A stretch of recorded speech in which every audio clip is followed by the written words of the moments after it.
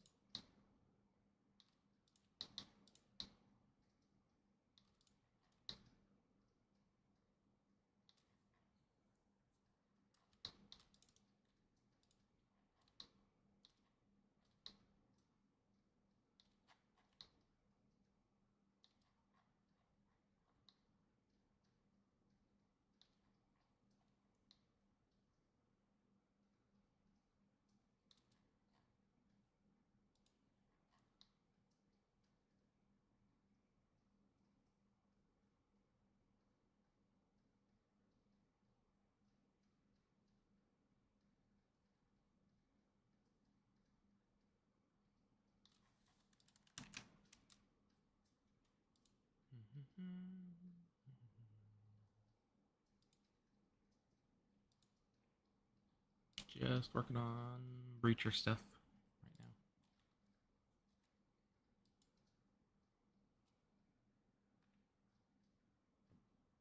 Listening to music which the stream can't hear because it's copyrighted. So I'm just listening to it.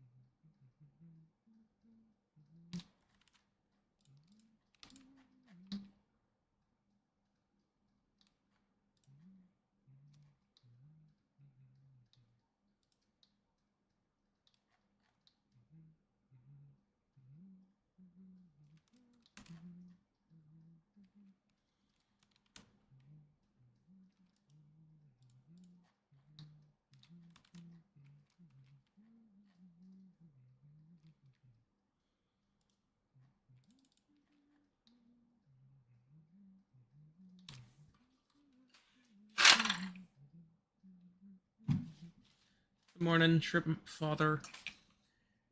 Just working on blaster stuff. Not planning on talking much.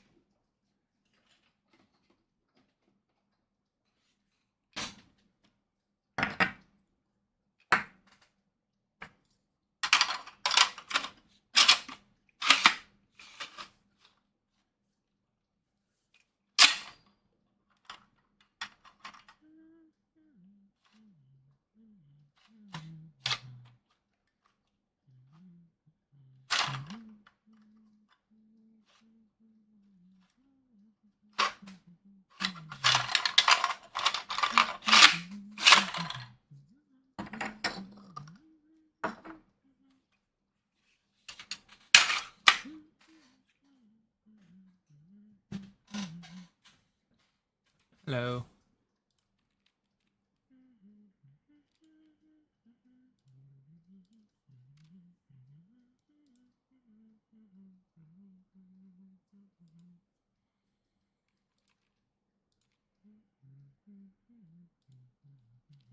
Thank you. Today I'm working on the shell stops a little bit. Some of the beta testers are fiddling around with the shell stops trying to prevent double feeds and whatnot, so I'm implementing some of that stuff permanently into the design.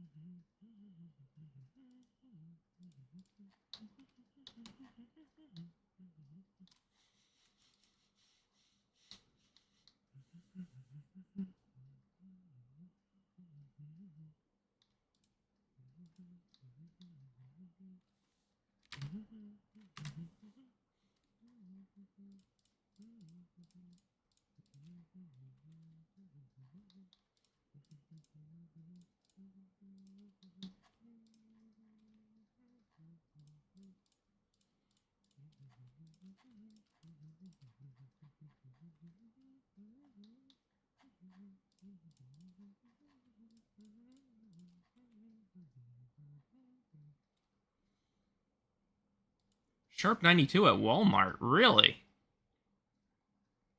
I thought that those were a limited edition thing.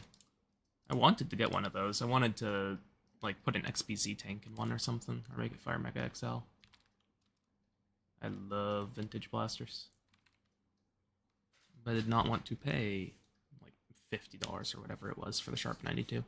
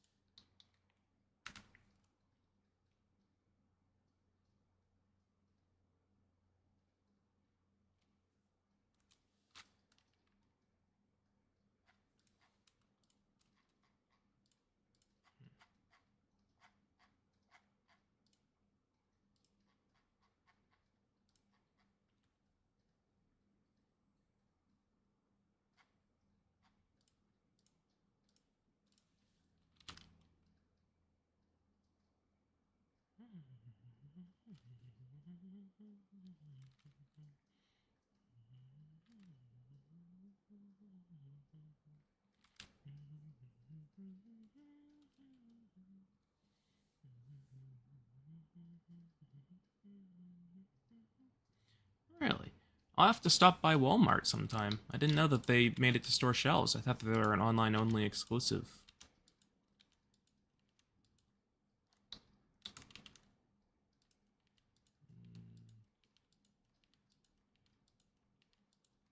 That might be too much. Need like a weight 3 maybe.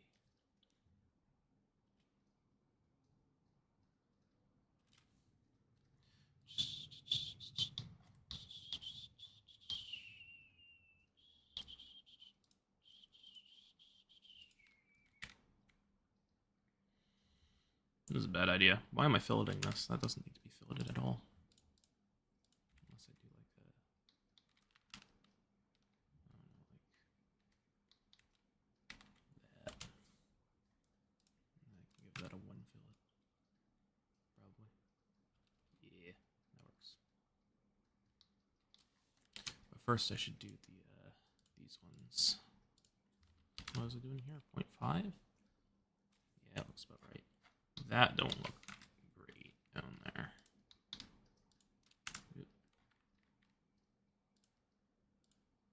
I think it's fine though. Yeah, it's fine.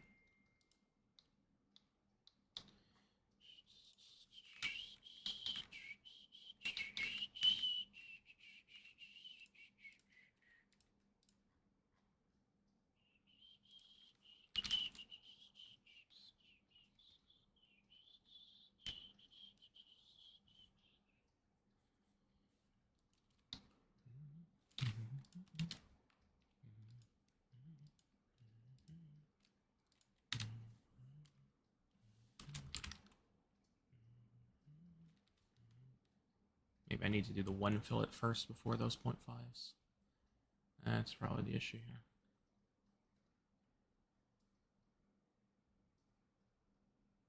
Fusion's throwing a fit right now.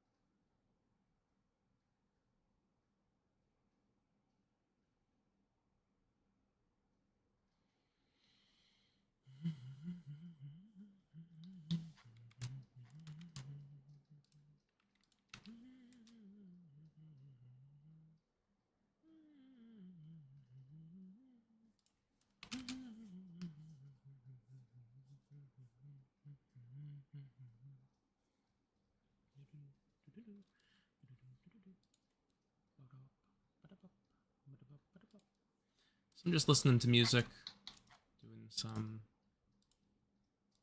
work on Breacher right now. I see. So now it doesn't like the 0.5. That's interesting. If I do that. There we go.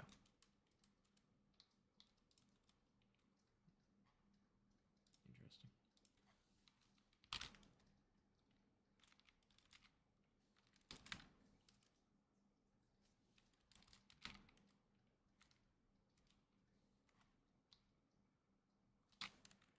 That is weird.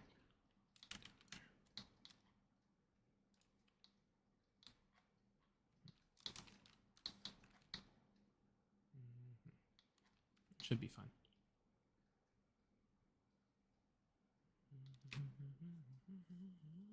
Hello, Nerf Nerd.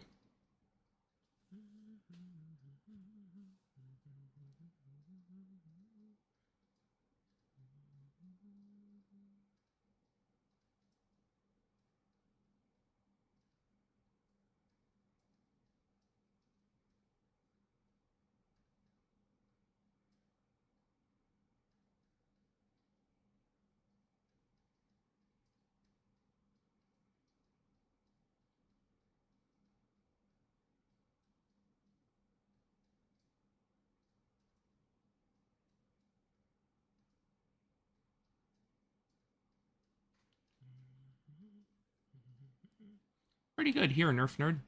Just working on Breacher development, implementing some stuff from the beta testers.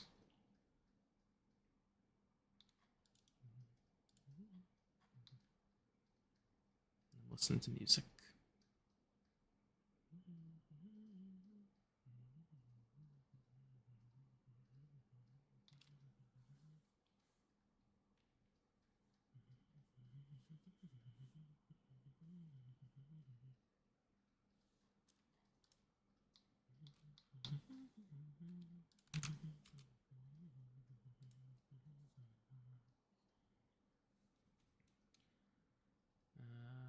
So to-do list for the shell arms, more aggressive over travel protection, which meant I needed to make these bits back here thicker. I need to square off the tips of the shell arms. Right now they have a slight curved shape to match the axis point back here, but that's actually acting as like a ramp that is pushing them out when this next shell comes down, theoretically.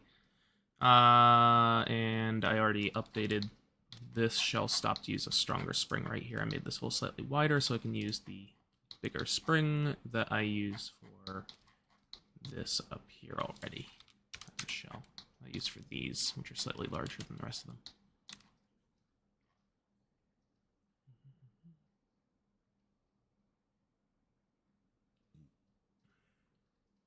Excuse me. Then, yeah. Oh, and I made this. What I just did was I made this left shell stop poke out a little bit more when the priming bar runs against this lump. So the priming bar has a lump on the bottom of it. Let's see if I can make that visible. Priming bar has this extension off the bottom of it, which hits against this hump on the top of the shell stop. So I just made that a little bit larger so it pushes out just a hair further. That should help.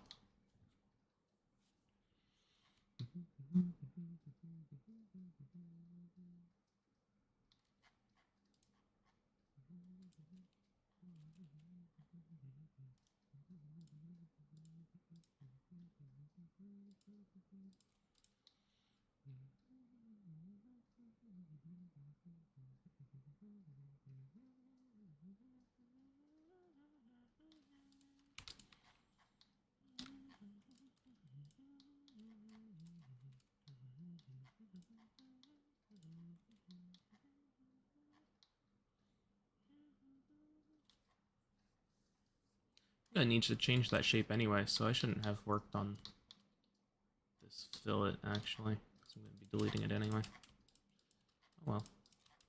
Let's see if I can just do that without fusion. Fit. Boop. Nope. Okay. Oh, that works. Okay, that's weird.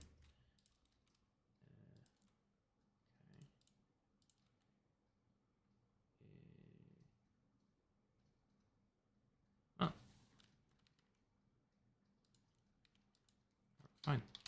Weird. Can I delete that? Yep. Interesting. Okay. Anyway, so I need to change that shape. And then these are what? These are 0.5 millimeter little bits there.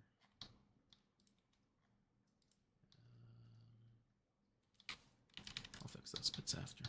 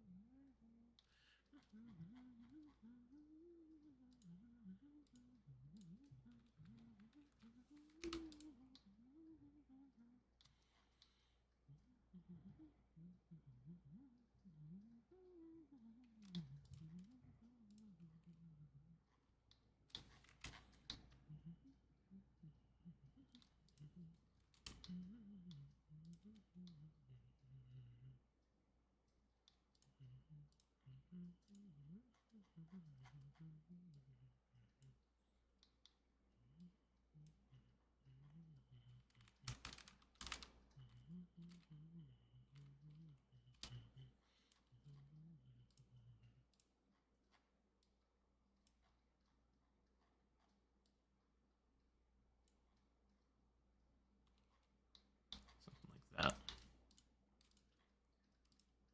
So let's cut this along that face, and then this one along that face. So I'm just squaring off the front faces of these. Previously these were curved, with the axis of that curve being back here, which is the pivot point of the thing. That's how you design sears for like a Caliburn style plunger system, where you want the face that is being pushed up against to be a circular arc, with the center of that arc being the axis point of the sear. But that doesn't seem to be working correctly for the shell arms, so I'm making them flat now.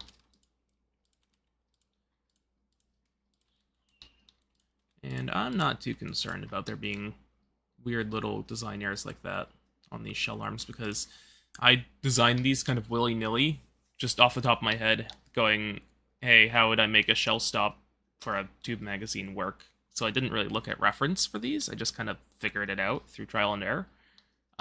So I'm not too worried about them having some wonky issues like that, because it was from scratch without reference to real steel firearms in the first place.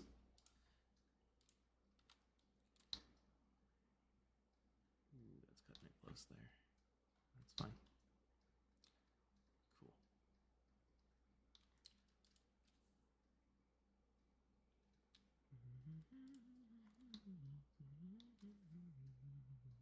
Hi, Andy.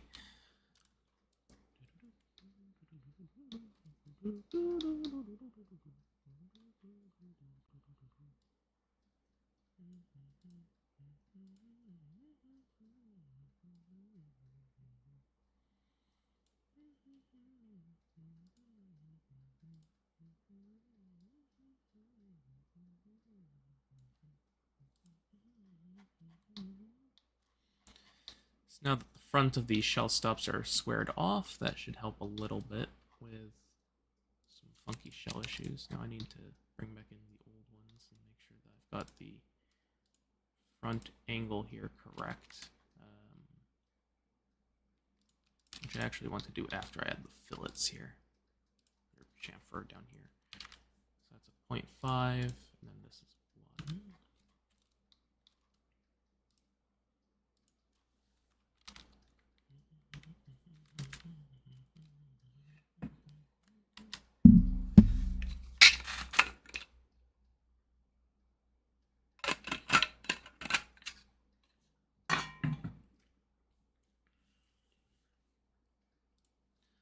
This is definitely my largest blaster release since the slab, I would say.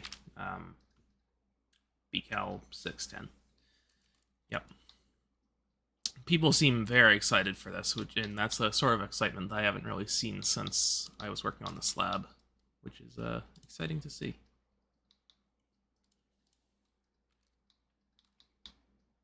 This is also definitely the largest beta test that I've done since then. I've got like 25-ish people doing the beta this time around. Just tons.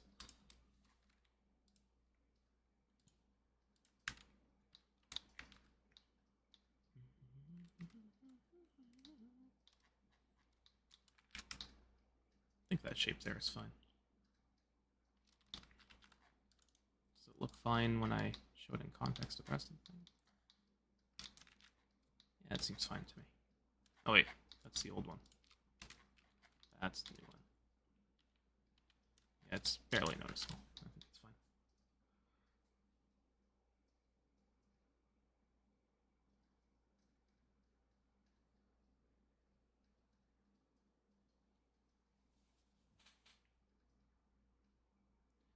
What's my background in 3D design? Did I come from Inventor/SolidWorks type modeling, or was a Blender 3D modeling? Fusion 360 is actually the first 3D modeling software that I've used. Actually, that's a lie. When I was in like elementary school or middle school, I used Google SketchUp for a few months to do like a bridge building competition of some type, if I recall correctly. But since then, Fusion 360 has been my only 3D modeling software that I've really properly tried, or at least it was my first one. I began using Fusion 360 in 2020 when COVID happened, and I just self-taught myself it. Around 2021, I think, I tried Blender for just like a few days, just to like see if I could animate the things I had modeled in Fusion 360. That didn't go particularly well, so I haven't really touched Blender since then. So Fusion 360 is my main thing.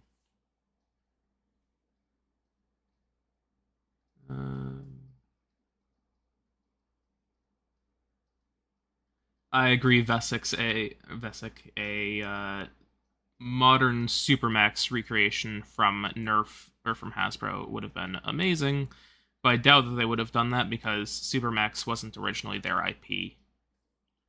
It was originally a Laramie thing, and then Nerf bought Laramie.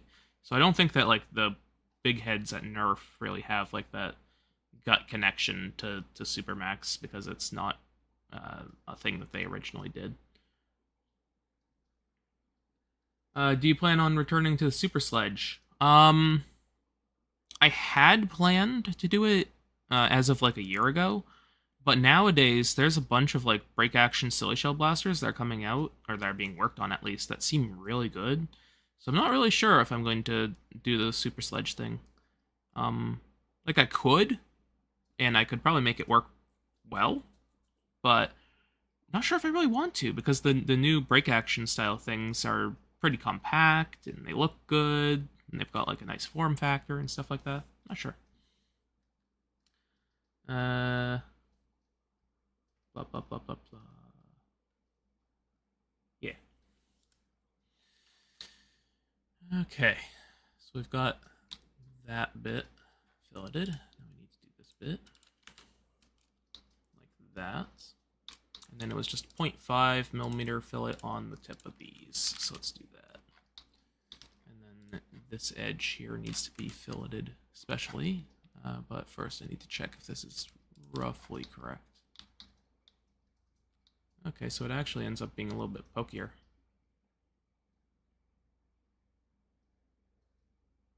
So I actually, not sure if I want that to be pokier. Can I, how do I want to do this? Where's the shell stop? These are the old shell stops right here. I kind of want it to be the same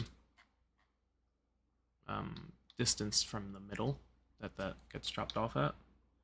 I think what I'm going to do here is I'm going to make a sketch and just trim the edges as opposed to using fillets to do it. So let me use a center point rectangle to get it symmetrical on both ends. Let's hide the new shell stops so we can just get the old ones. Right about there is right.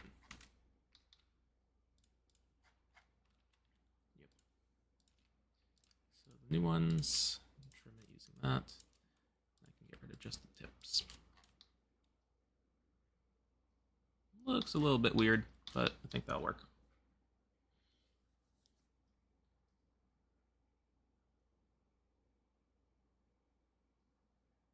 Andy Griff, I actually worked on a Pan magazine blaster in like 2021, I think. I never released it or posted anything about it, I don't think, but that's one of the things that I kind of want to finish at some point, because it's just cool, you know?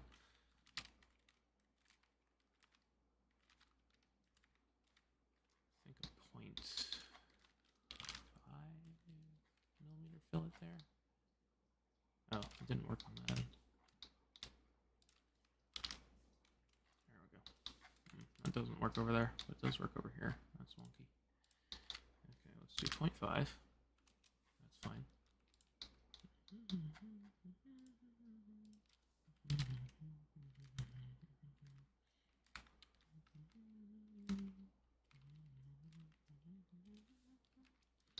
That's about right.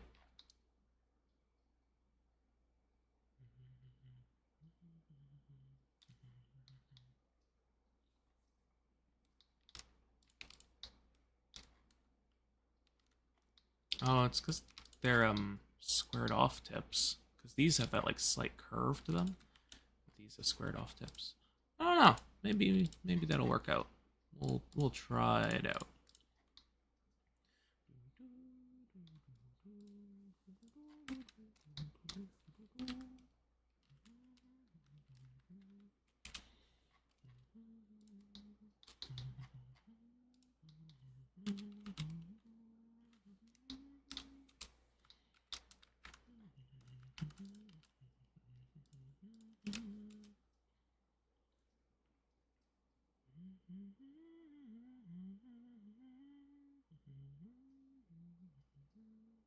Yeah, Santi. See, the thing is, if I wanted, well, I do want to make a super sledge thing, but the thing is, the amount of effort in order to do so is going to be substantial because I can't really reuse the model for the super sledge that I've got right now. Because it's really old work of mine. Like, I'm not super proud of the modeling done on it and like the mechanical design done on it.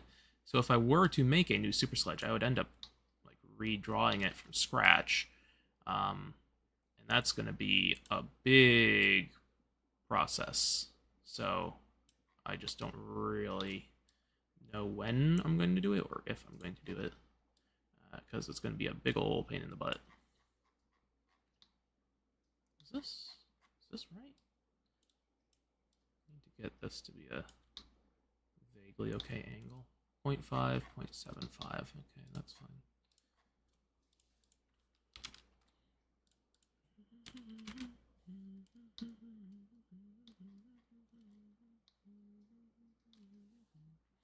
It's different between the two sides. Wonky.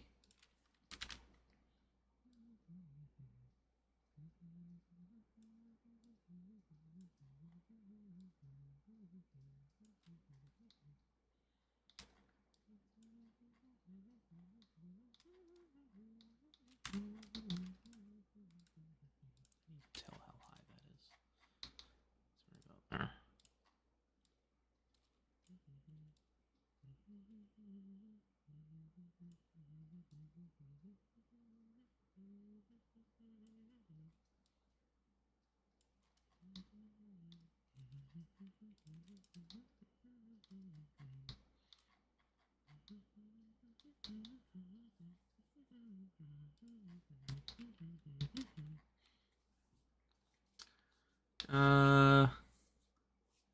Probably could remake the Nerf Supermax stuff. Well, yeah, it's not a patent problem at all. It's just like a if Hasbro is going to go and make like a retro revival style blaster, they want to do one that like has Nerf at the core of the like social culture around it.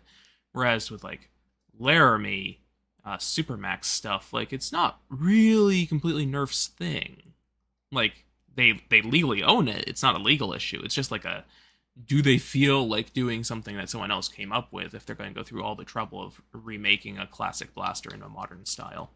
I don't think that they would. And if anything, they would go and remake the classic Super Soakers, which was also Laramie's thing, which they have done before. They have remade classic Super Soakers in the modern era, but like if they're going to remake something, they're going to remake that one, not Supermax. And yeah, like also when Hasbro bought Laramie in like the early 2000s, I think, or late 90s, early 2000s, somewhere in there. A lot of the Laramie engineers left and then went and founded Busby. So, like a lot of the gut of that company and like the Supermax product line left the company entirely. So that's even less people that would be around at Hasbro today to be like, hey, I want to remake that thing as opposed to something else.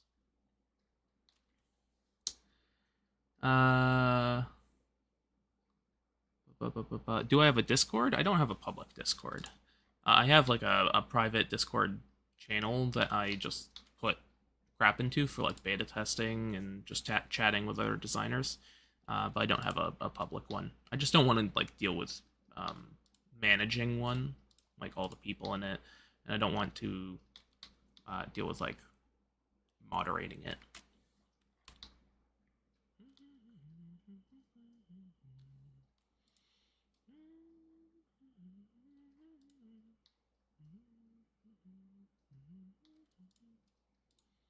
What's the distance between these? 4.10. What is 4.10? Let me pull out my calipers and look at it in person. Yeah, it looks about right.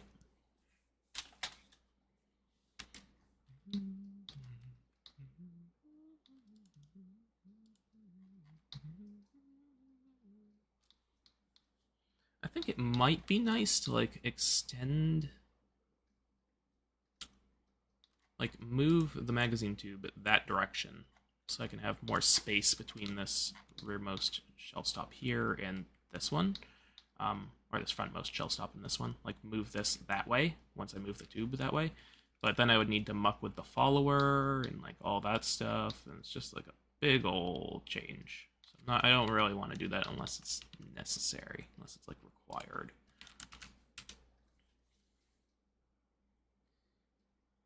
Yeah, there's a lot that goes into running a Discord server. Like I've done it before.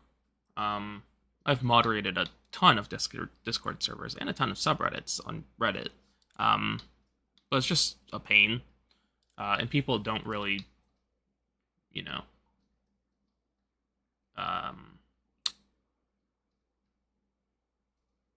like people just trash it. So like even if you're doing important stuff like, you know, keeping racists off of the server and making sure that people aren't stalking children on your server, you still get thrashed. So it's not fun. I'd rather just not deal with moderating stuff.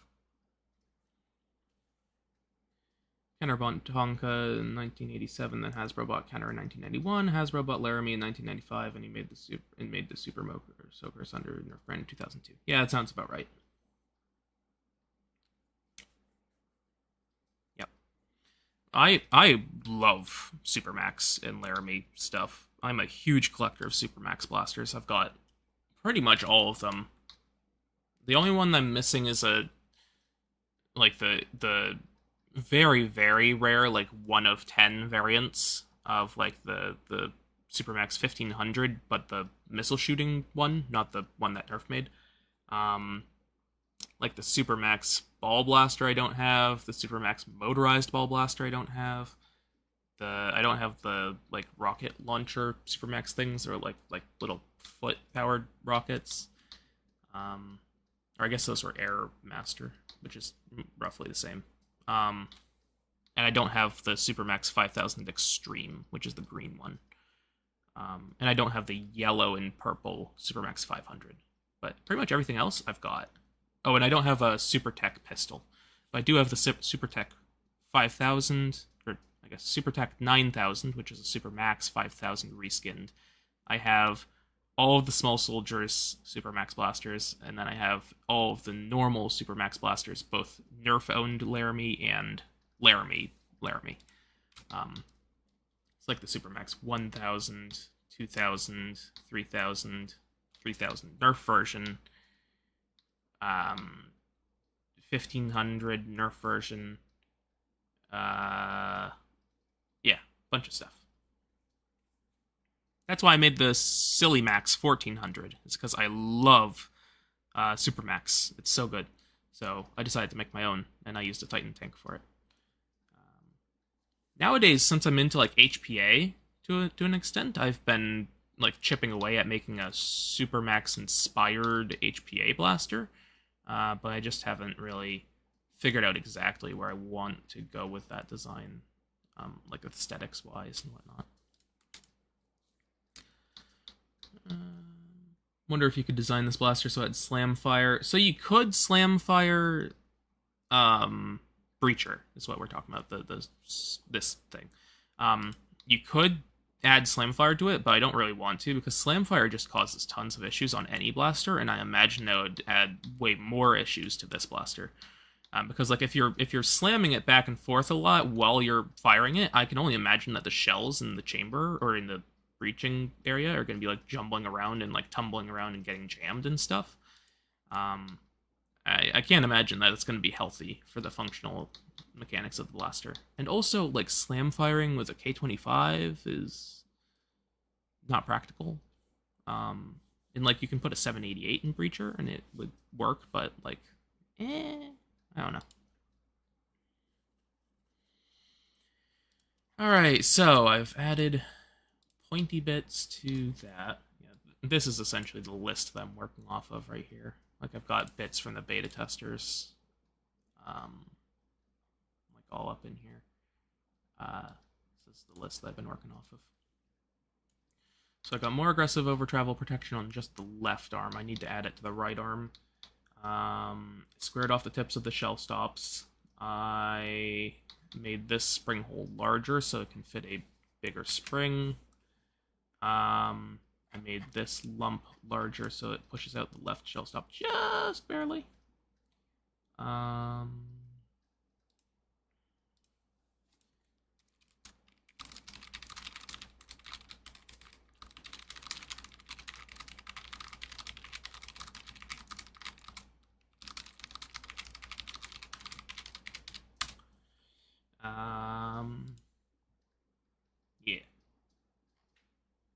So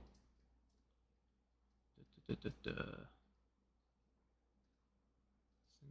bit, right?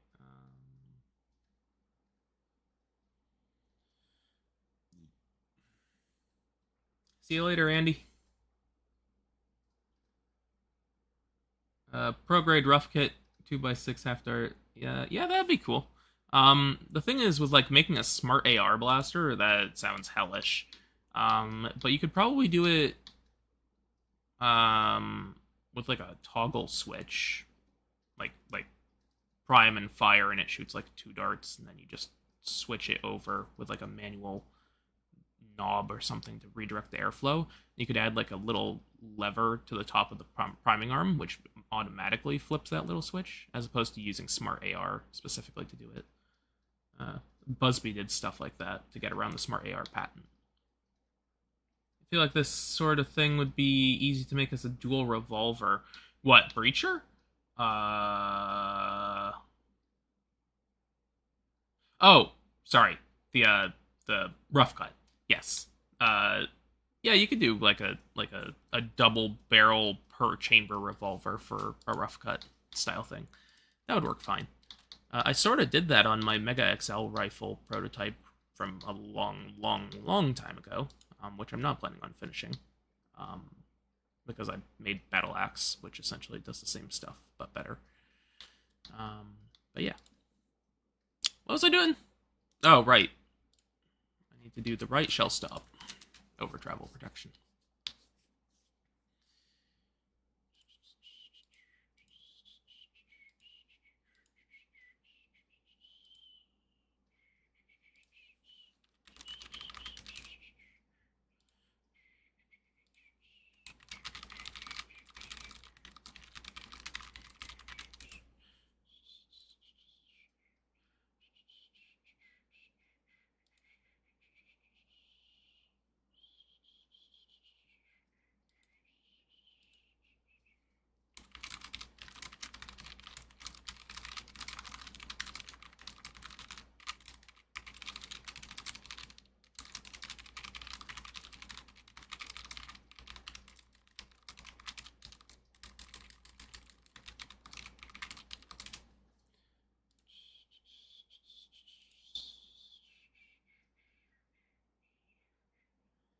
Yeah, working on a Raid 6 array. Nice. I've never messed with Raid. I never have like enough data to really need to mess with data storage, finicky stuff like that. Or to keep it stupid simple if I can. Right. So through the shell stops, I need to hide that one and that one. And then I can just show this new one. So is this able to over travel currently? Let's find out. So like we want it to poke out by 5 millimeters. And that's essentially what we've got there.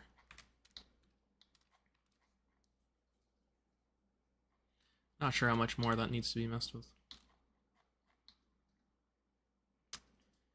I think I'm just gonna print it like this.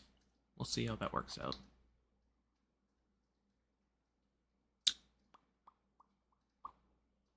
Yeah, I think that's what we're gonna do.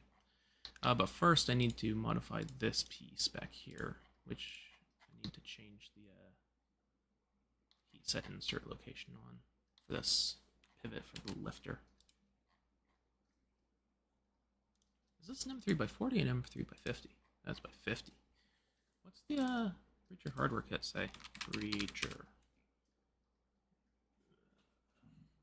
Beta 1. M3 by 50. Right. Okay.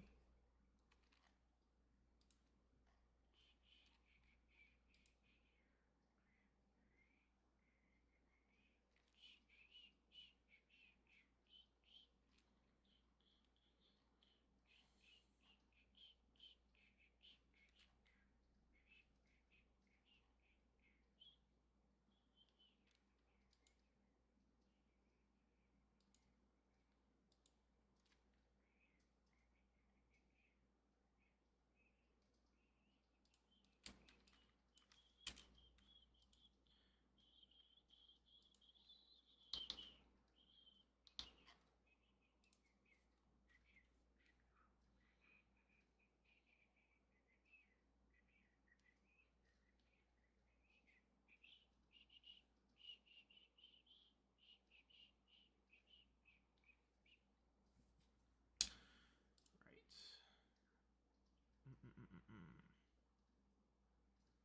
50 terabytes. Oof. Yeah, makes sense. Blah, blah, blah, blah, blah. What was it? Right.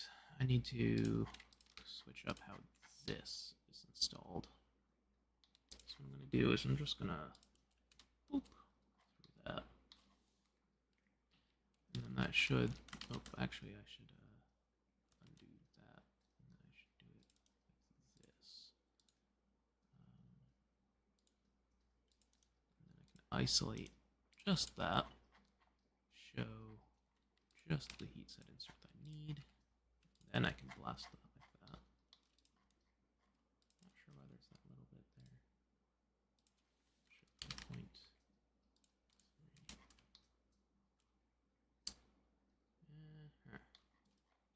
Okay.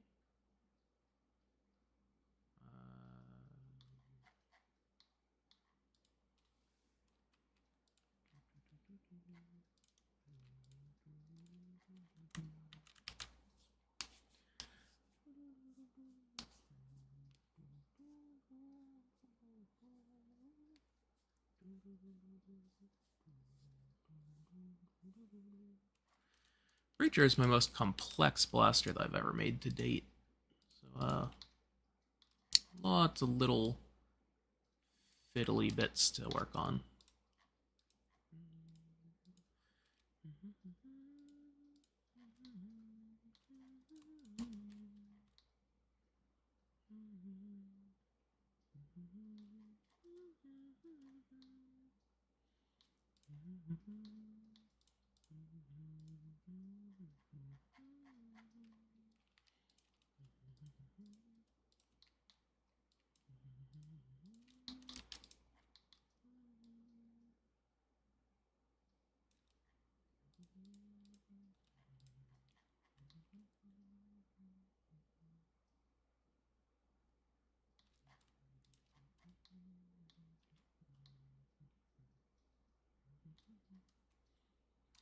So where was that M3x50 screw?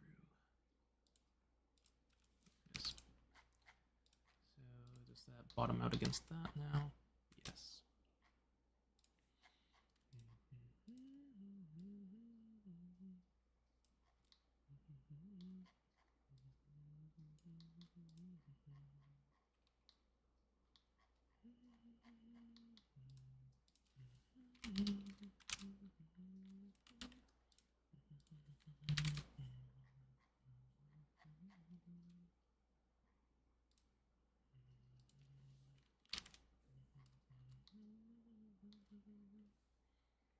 Watching design process is amazing, if I'm honest. It's far beyond my skills, but it's so cool to watch.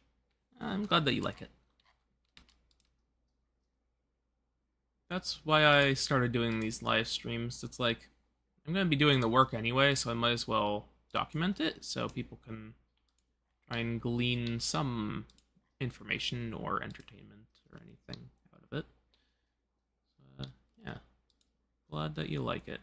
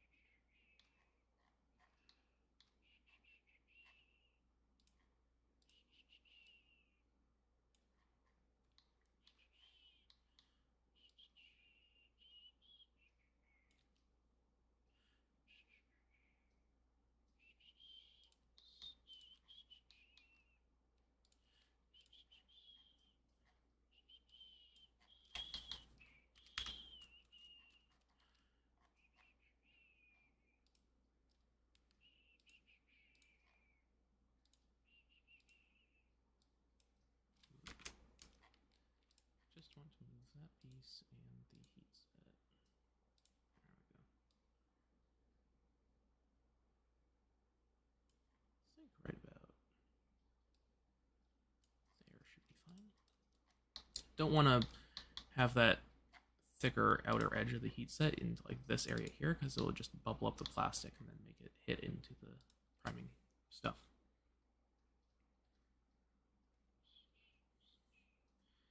Yeah, something. I've been working on the HPA silly shell thing. It seems pretty good. Um, you can honestly skip the second one I did on it, because I'm actually going to go ahead and undo all that work that I did. The firing mechanism I chose for it, I think that me and RoboMan figured out a better one, so I'm going to be switching to that whenever I next work on it. The previous version had too much dead space. So on the new one, we're essentially going, or I'm going to essentially be using a like a pokey dingus that pushes air into the bolt face when it reaches the frontmost position. Sort of like air-to-air refueling looks on jet aircraft. Actually, if I pull up a thing, where is it? It's going to look like this, essentially. So this thing here would be the ram. That would be the ram. And then there's going to be like a little dingus that latches into it whenever it's getting ready to fire. So there's going to essentially be like a hole somewhere over here. Then whenever the ram reaches the front, or whenever the breech block reaches the frontmost position, it's going to connect into like a little pokey dingus looking thing, which will then push the air through it without having to keep it sealed the entire movement cycle when it goes back to eject the shell.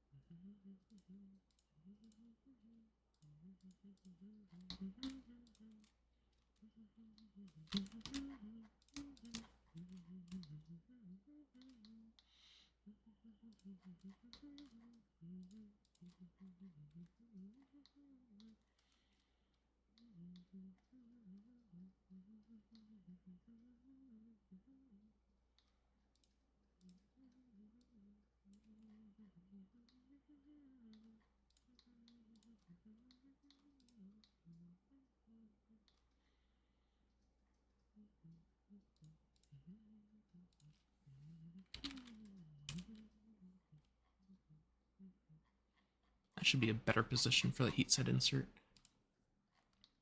There we go. Doesn't look quite as nice aesthetically, but it should work better functionally. I actually don't like that extra little bit of fillet I put there, or chamfer. Make that like a, I don't know, maybe that, and then give this like a 0.3mm fillet, which should look a bit better. Yeah, it looks nicer. Isolate, show all bodies, make sure that there's no extra little bits at the bottom. Yep, looks fine. So yeah, that looks a bit better. I got the new heat set insert over there as opposed to under here. The only reason why I did all of that was because one of the beta testers mentioned that this screw would only fit if you had a fully threaded M3x50 screw, but some of them have like only threads along like the bottom portion, and then the top bit is all unthreaded, just like a smooth thing, which wouldn't fit into the heat set insert if it was on this head next, or on this side next to the head of the screw. So switch that over, and now it's over like that. What is this? I never noticed that. There's a little modeling error there. When did that happen? What is this? What's this happening here? That's no good. Is there one on the other side? No. Is there one on the front? Nope. Interesting. Alright, well, I'll fix that up here. One around here. That's interesting. That's probably from when I was moving around the activation notches for the shelf stops. I like to say you're cool. Thank you. I'm glad that you think so. That's very kind. Thank you. Before I forget, I remember you showing off a wild style but long version. Is that still in the works? I honestly kind of forgot about that. I was supposed to release that this spring, but I forgot.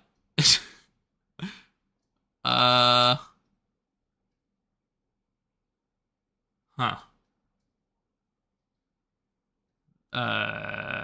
That's a good point. I should probably release that. I'll release that this fall. How about that? I'm gonna set an alarm on my phone. Set a reminder for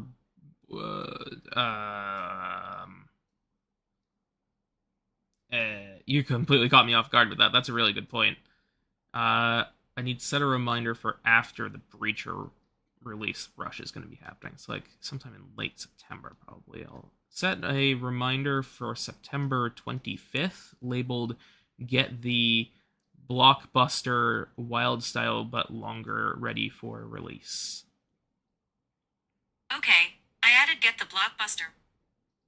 That's a really good point. Thank you.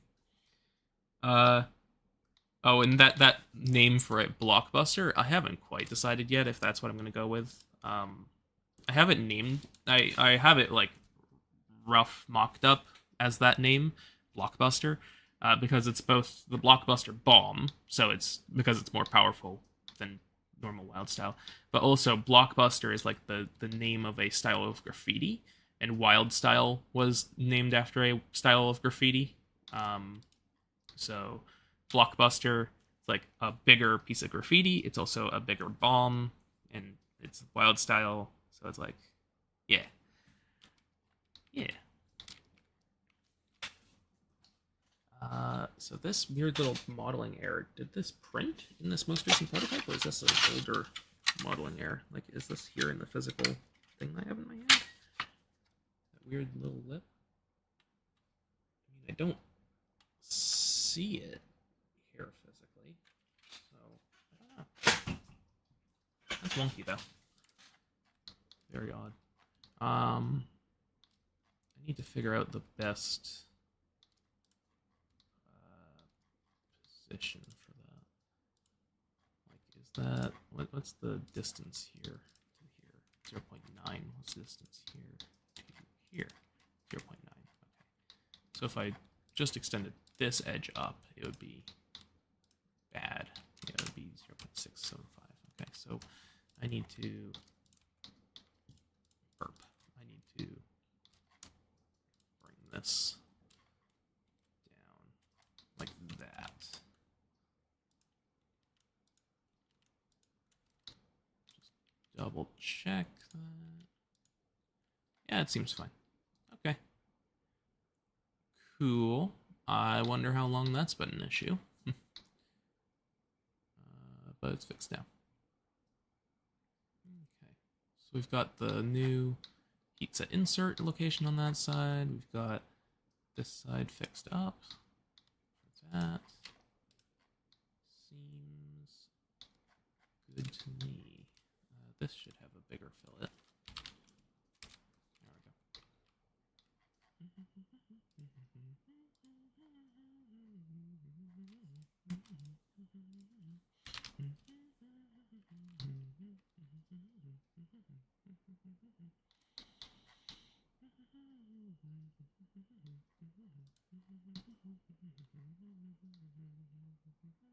go. I thought I had one of these little liney nubbins down here. Do I have that on the opposing piece? Nope. Okay. I guess it's fine.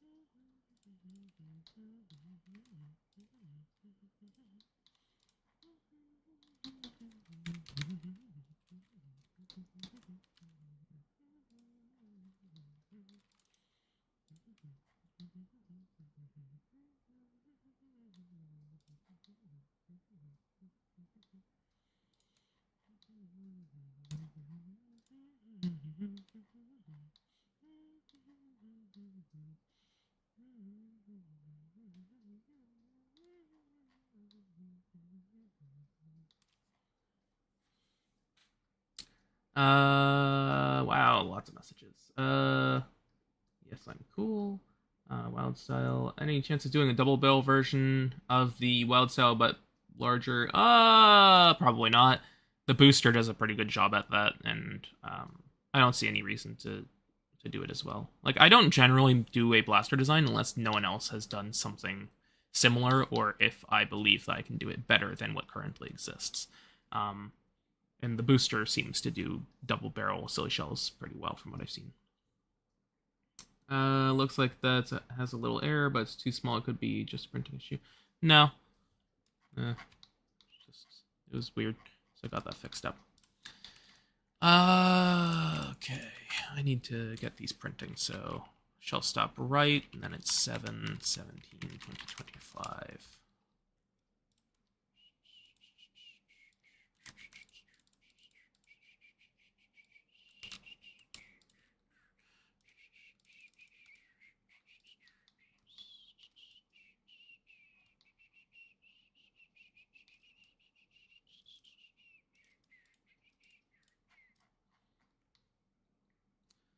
I do need to double check that that is...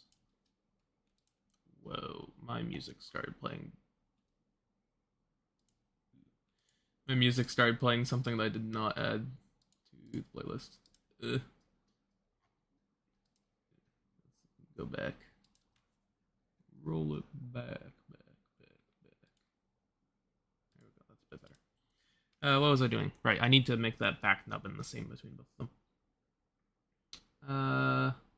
Glad that you reminded me about the, yes, about the wild style but larger. Thank you.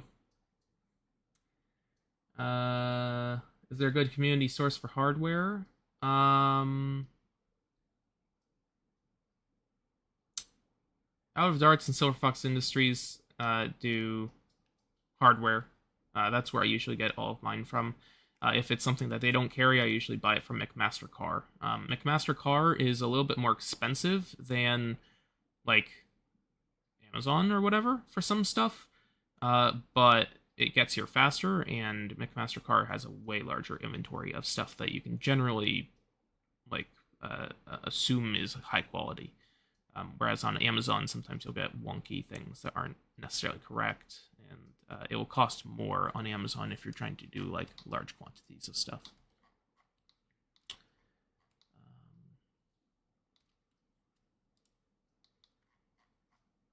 Need this to be a little bit more right about there. Right about there. Snip those. That.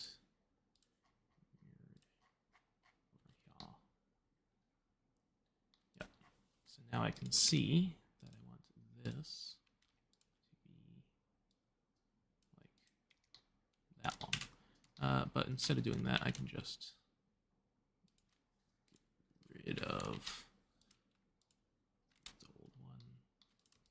And then it's easier to just do this on the new one than to try and make the old one work better.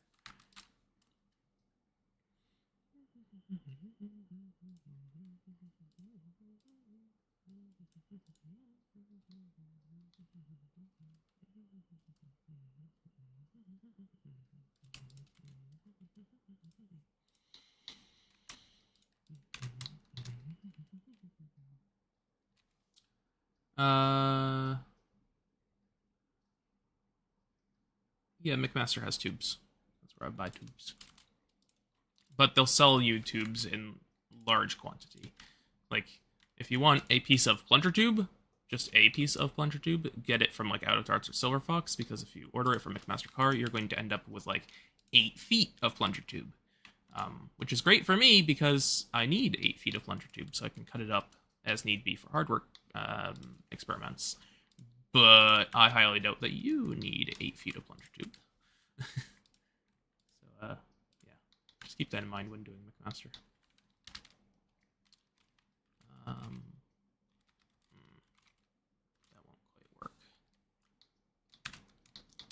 This is, I need this to be a mil, 1 mil. But then that does that. That's not ideal.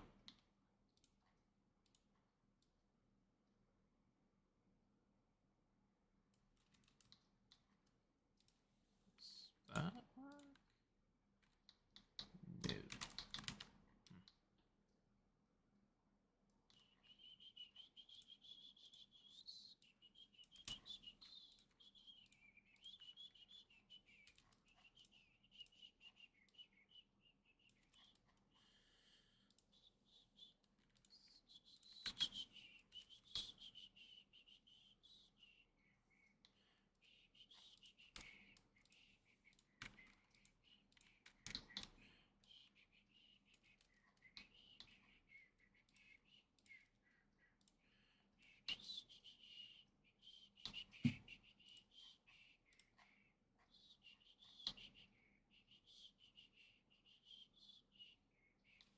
But oh, I forgot to dissolve the.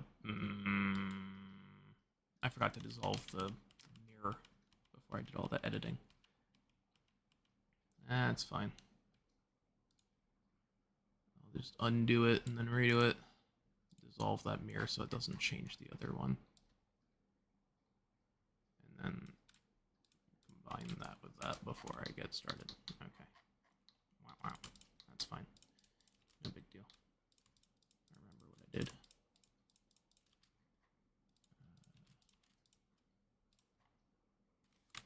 Right. Make each one of these one. And then reduce this until it. Oh, right. This. Back to that. Then one.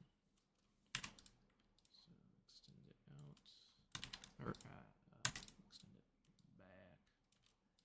Throw it back.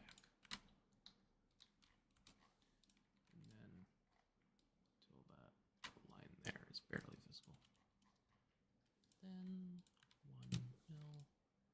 1 mil, 0.5. Then combine that and that. There we go. Beautiful. Okay. So we've got the shell stops mostly figured out.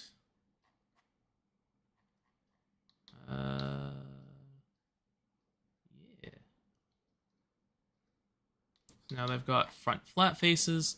This one has a slightly bigger lump right here.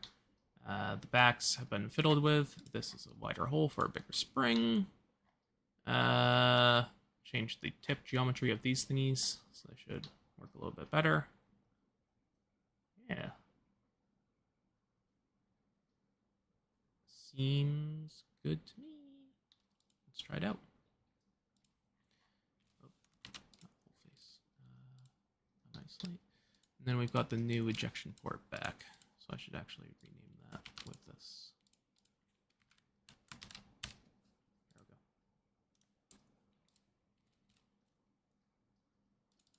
The other thing I want to do is I wanted to validate all these files because someone mentioned that there were some errors with the export, like glitches.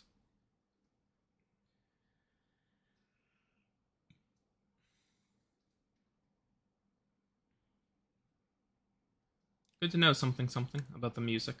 I'm not sure if I really want to have music on my streams. I know that it's not the best viewing experience not having music, but I don't want to listen to the music. So I'm listening to my own music. And I prefer to listen to stuff that's copyrighted. No, to be clear, it is indie music. It's Vocaloid stuff, but it's still going to get tagged by the YouTube automatic robot system of doom. Megaburn version of Excalibur would be Mixcalibur or something. Actually, the Excalibur project began as a Mega Alchemist, a Megamist. But then I realized that I didn't really want a Mega Pump Action Blaster. I wanted a Full Dart Blaster, so I pivoted the project to be that instead. Here, let me pull it up. Here. Mega Mist from 2023. That was the original plan. Was Mega Alchemist using a Misplaced Moose's big magazines. But as I worked on it, I pivoted to just being full-length darts instead. And now we've got Excalibur.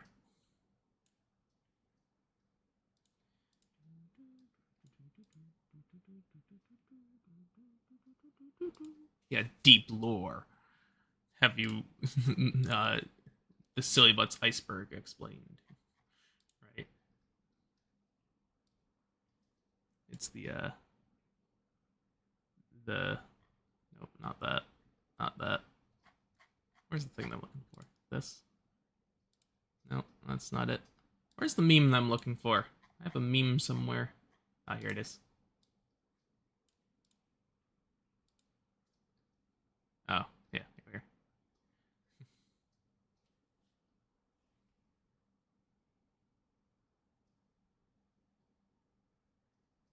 Yeah, too many projects.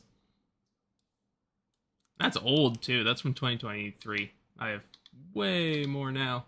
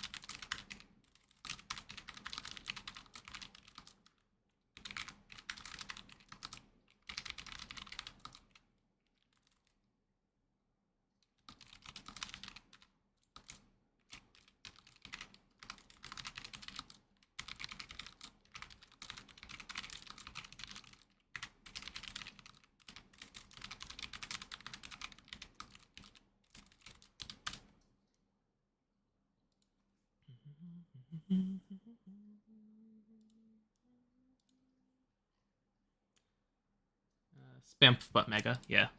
That's a pretty cool looking blaster. Alright, I can finally export all these parts and get them printing. So that means I'll be testing this out in person probably this afternoon. Woo. Do I need to print a new lifter, or is this the same lifter that I gave to beta testers? I think that's the same one I gave to beta testers, which I've already printed, so I don't need a new one.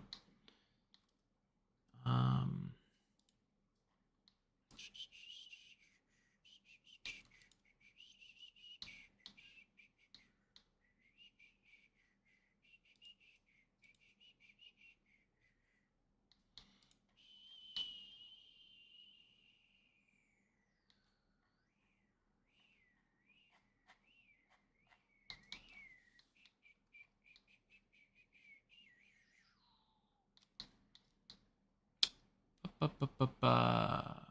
I think that's it for that. Let me just turn off my screen real quick. I promise I'm still here.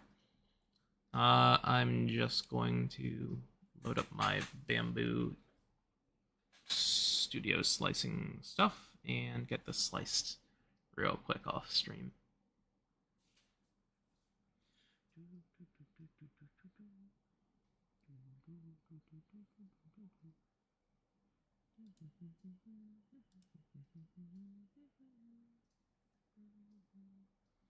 Here we go. There we go. All right. Oh, actually, one moment. Need to get this all set up real quick. Creature beta file set, STLs, creature beta.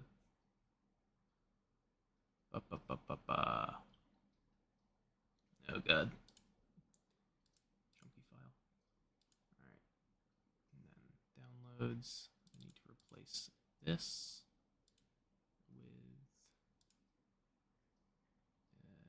with this. I need to replace these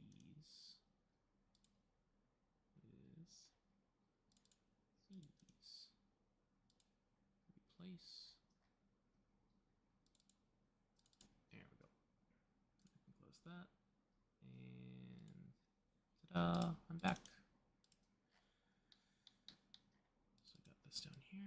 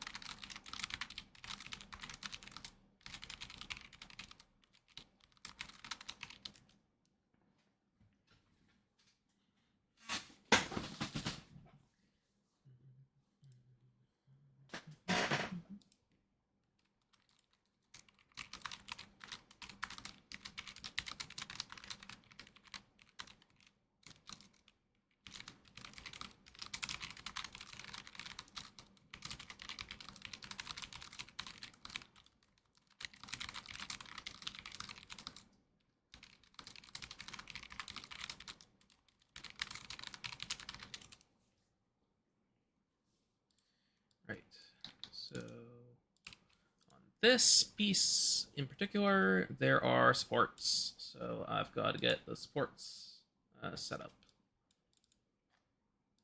Like I mentioned, very complex blaster. Look at all the like geometry and crap that's going on in there. So much stuff. Yep. All right. So make sure this is the correct. Oh, actually, I'm gonna be. All right, here's what I'm gonna do. I'm going to pause my music. I'm going to slice this one because I have two printers. I have one that's 0.4 millimeter nozzle and I have one that's 0.6 millimeter nozzle. So I'm going to print these ones on the 0.4 millimeter nozzle so they're a little bit more dimensionally accurate because that's the main thing that I'm testing. And then the bigger piece I think has enough wiggle room in the tolerancing where it won't really matter. That's printed on the 0.6. And it's also bigger, so it'll print faster on that. These look fine to me. And that is the new flat-faced version. So I'm going to go get this printing, but I need to go turn on my printers.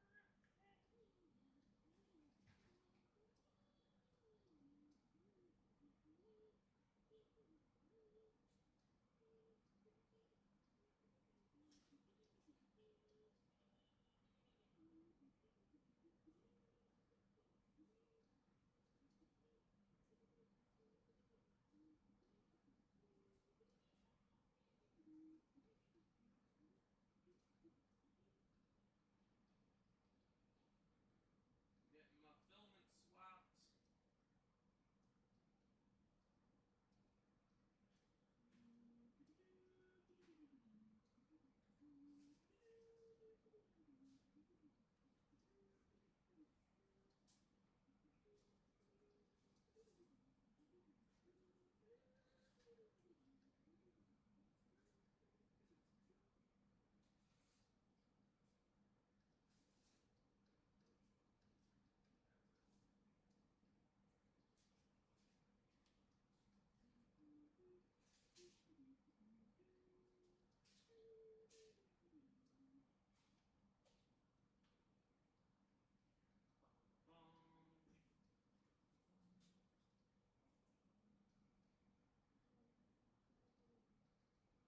So I'm printing the. I have no idea if you can hear me.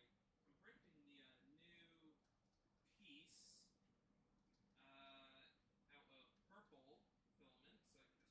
It's a little patch box that I've got. I'm gonna get rid of that since this is a prototype part. And yeah, it's gonna end up looking a little bit like Buzz Lightyear with the green blaster, blue accents, orange, and purple. Look Buzz Lightyear. So let's see how that goes.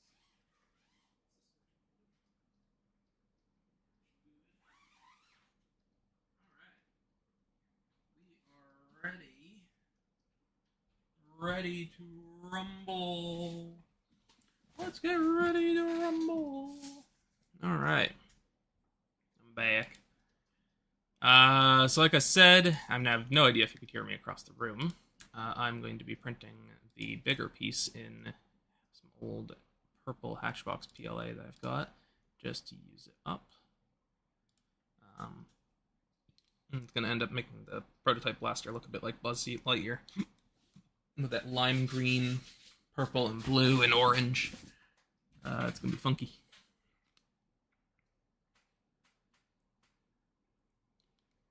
Should be good. Right, so we've got the big guy, this one. So 0.6 millimeter nozzle with this print setting.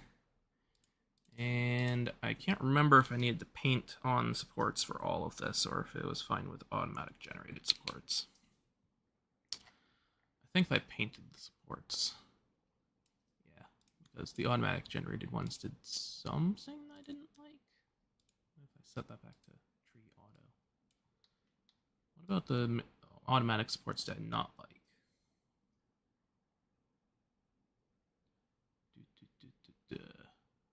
Oh, I don't think I liked this big middle thing. But the rest of this was fine. Like the supports in there. But this thing up here doesn't really need to be supported.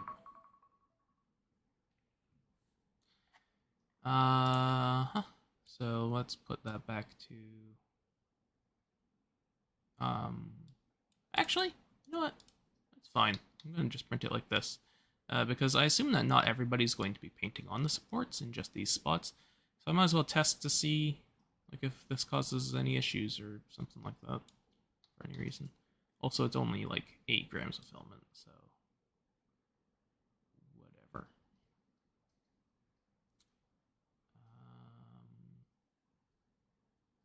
Rest of this seems fine to me.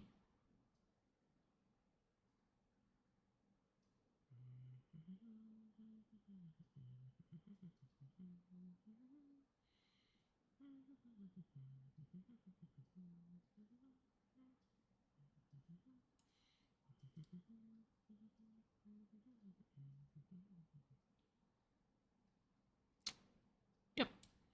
All right, 5-hour print. Easy peasy. Let's send that off. There we go. Easy peasy. So that's the breacher bits done I needed to do.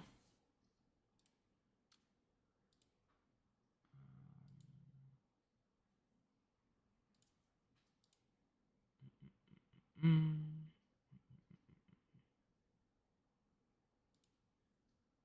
see. Can we get a live view of my 3D printer? Wow. It's beautiful. Oh, it's doing the print poop thing right now.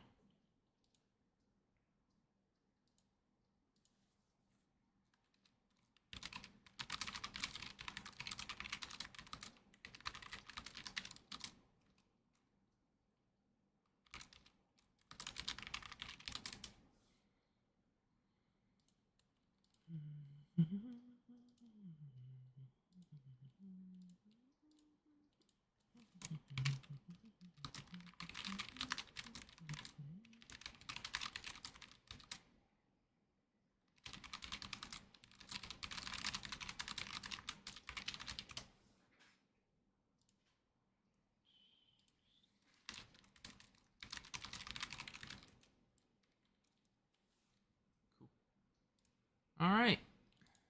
So that is now printing. Now what do I want to do? Oh, so that's what the kids call it these days. Yeah. Okay. What else do I need to do?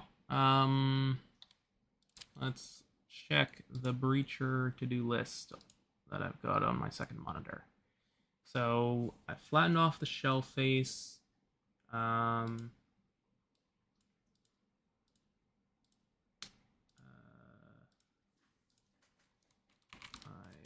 updated the shell stops printing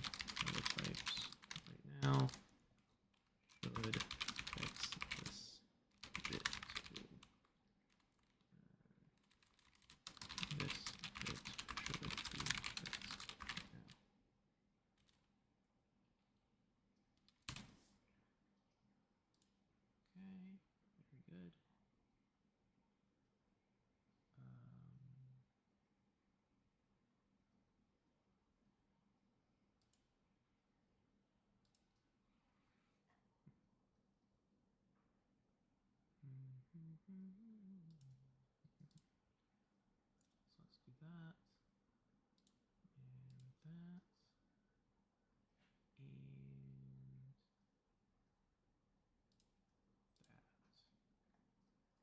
And that.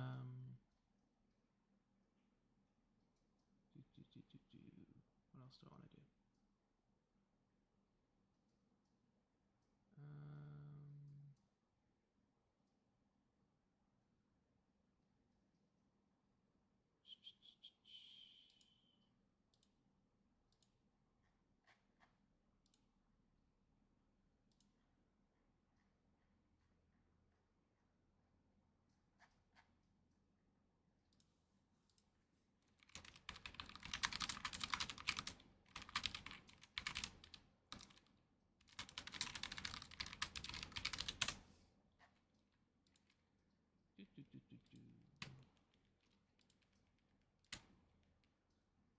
All right.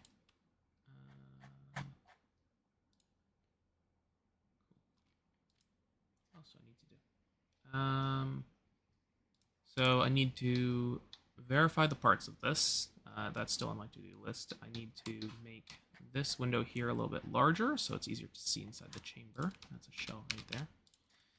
And I wanted to see if I could make like a threaded system for changing out the barrel tube extensions, but I don't really want to do that right now because I expect that's going to be a pain because I want to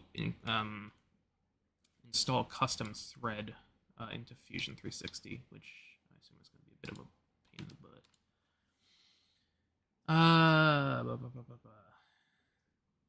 As someone who's basically done blaster designing for a living, what's something that people getting into 3D printing wouldn't expect to be a challenge or may not think of?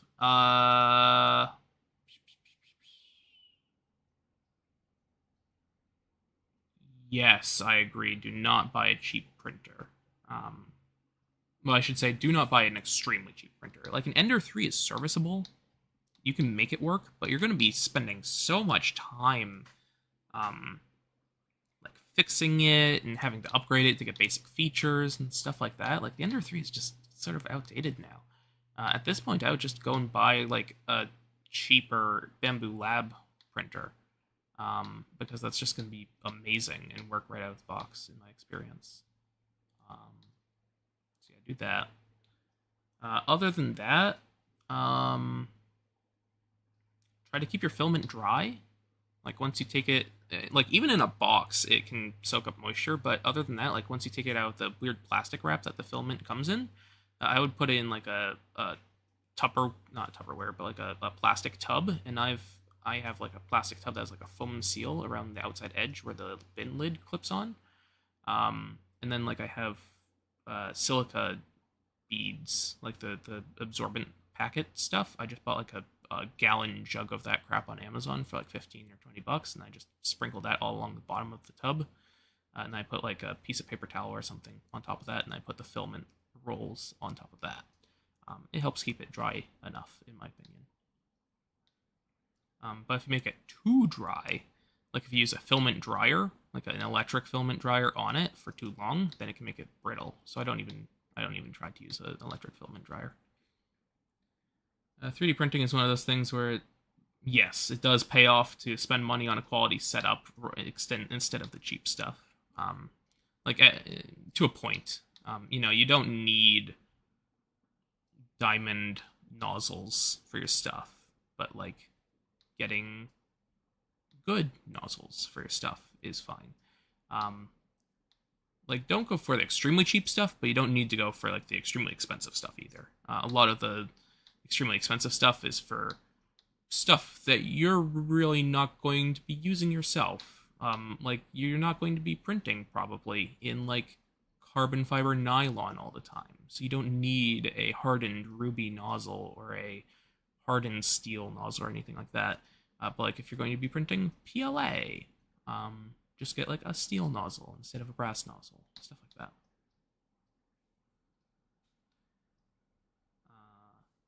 Yeah. So I recommend buying like a Bamboo Lab printer. They're the best on the market right now. I don't even use my Ender 3 anymore. I haven't used my Ender 3 in more than 2 years now, I think, since I got my first Bamboo Lab printer. It's just not worth it. not worth the time to kind of make the Ender 3 work. It takes a lot of like babysitting to make that thing work well. Whereas the Bamboo Lab stuff, you just plug and play and then it goes off. Works great. Alright, so right now I'm just verifying all these files to make sure that they work correctly. This is a feature in Fusion where you can like if the model has a glitch or something like that, you can use this little tool on it and it will try and fix it to the best of its ability. So that's what I'm doing right now. But sometimes it does make it work worse, so you kind of need to undo it and redo it every once in a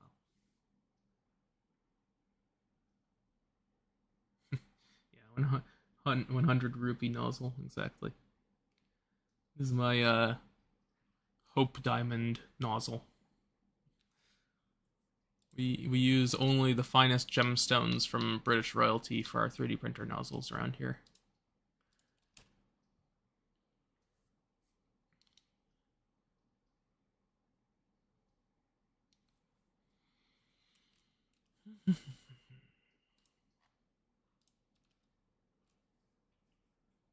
One thing that the beta testers mentioned about the Breacher prototype, or Breacher beta, is that the priming handle, not the Picatinny one, but the normal priming handle is a little bit slippery to hold on to, so I'm going to be working on something to make that better, but not right now.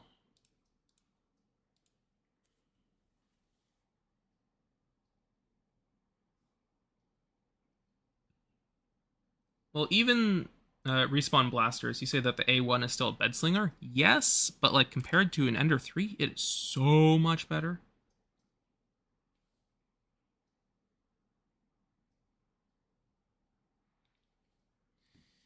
Yeah. Yep.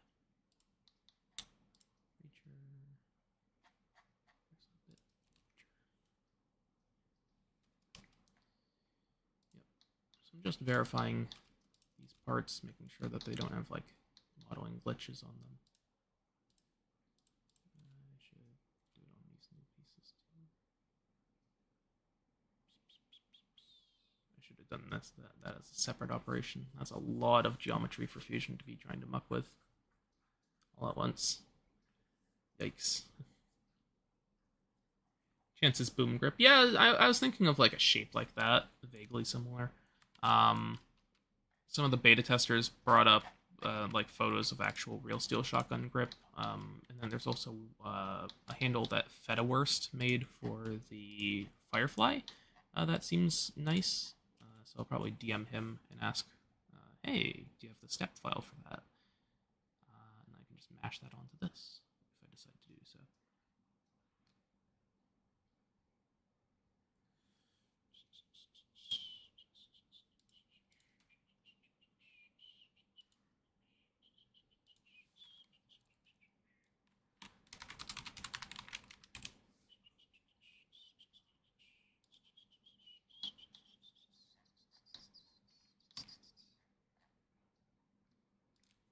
I need to do that real quick.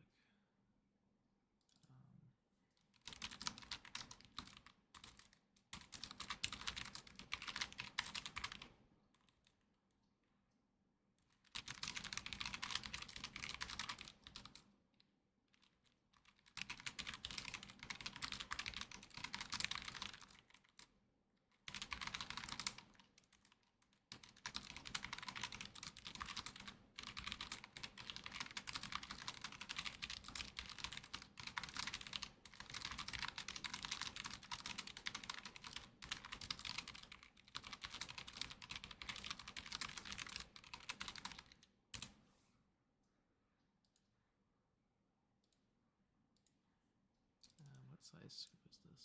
That's the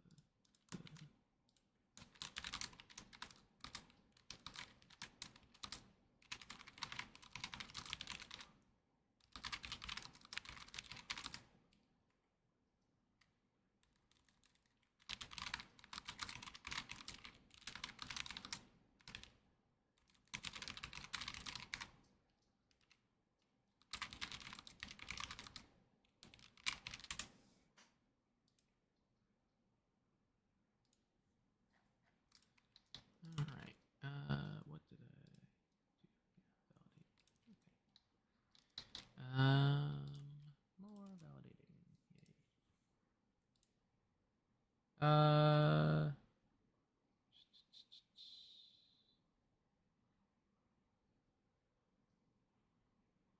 Is there anyone in the 3D printed blaster space market that you feel is underrated? Like designers? I don't know. There's one Chinese designer that I can't ever remember the name of.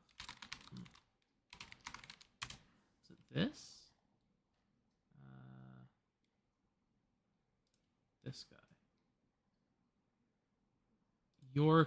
Yours Katia Romanova, Fang Yiming. This person. Wow, that is really messed up screen. Okay, this person. They make incredible looking blasters, which are really, really cool, like mechanical designs. Like this thing is amazing, and I love it. Somewhere they have a YouTube channel as well where they show off stuff like this, but this is like incredible. It's like a break action pistol. Like they are just doing super, super cool designs, and because they are a Chinese creator, we don't really get to use them at all here in the US. It's very hard to find them, like the parts and all that stuff, and it's like you can't really contact them because I don't think that they read English as far as I remember off the top of my head. But they do really, really cool work. So that's one. Who else is underrated? I don't know. See, the thing is, like, if you asked me 2 years ago, I would have said a lot of people. But now, like,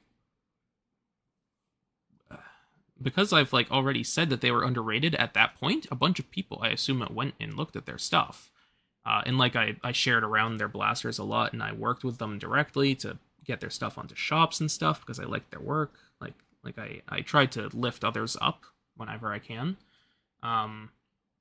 It's like now they're not really underrated anymore. They're just designers that have cool stuff. But that Chinese designer, pretty cool. Who else? Methane Juice has been doing some pretty cool TF2 inspired blasters recently. I'm working with them to try and get some stuff set up so they can make them even better, more popular. Who else? That's pretty much it off the top of my head in terms of like smaller designers, because like everybody else has gotten bigger. Like I would have said Chance and Red Cow and Spear, who does the Yeet Hammer and stuff like that, but like they're just designers at this point. They make tons of stuff.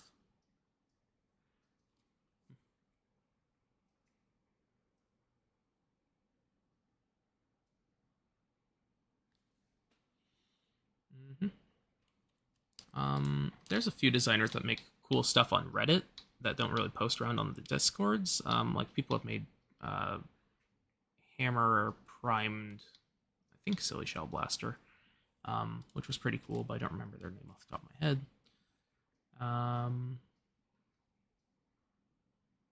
Yeah, that's about it.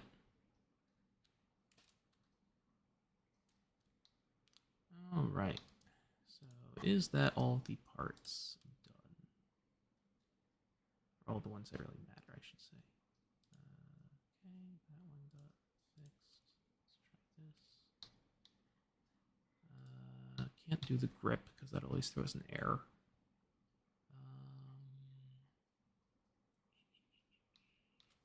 I guess I can make more parts visible so I can access them better. Let's see what else needs to be mucked with. Right, I should verify that. These are the same as they are on Battle Axe, but I guess I can verify them anyway.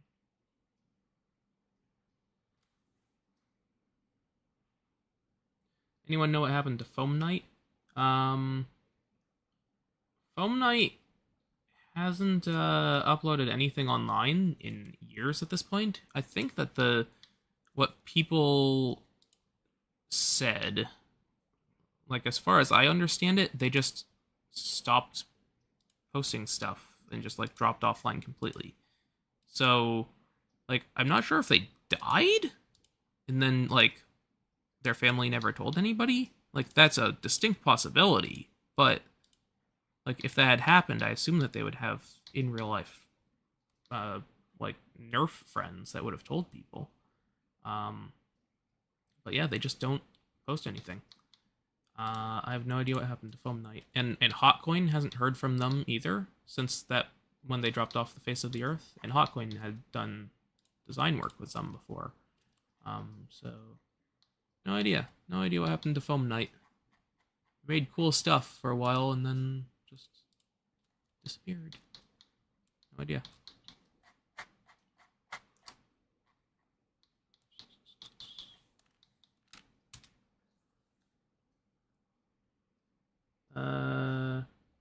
Yes, I've heard of the Super 70 drum. Seems good. Looks fun, and it sounds like it's reliable, which is nice. I haven't decided yet if I'm going to make one. I don't think they really need a drum of that capacity. Like it wouldn't really fit well on my personal tactical gear because I run pretty light, so I don't want to be carrying around one of those, but it seems pretty cool. I'm glad that we've got a drum magazine that both works well and doesn't cost an arm and a leg and isn't a giant pain in the butt to reload and stuff like that. So yeah, good work on that.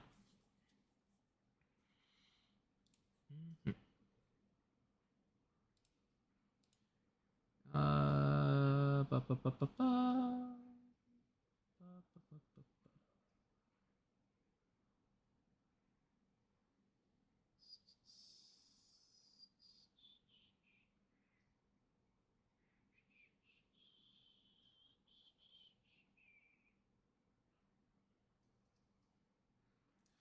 What's your favorite, or what's my favorite of my own designs?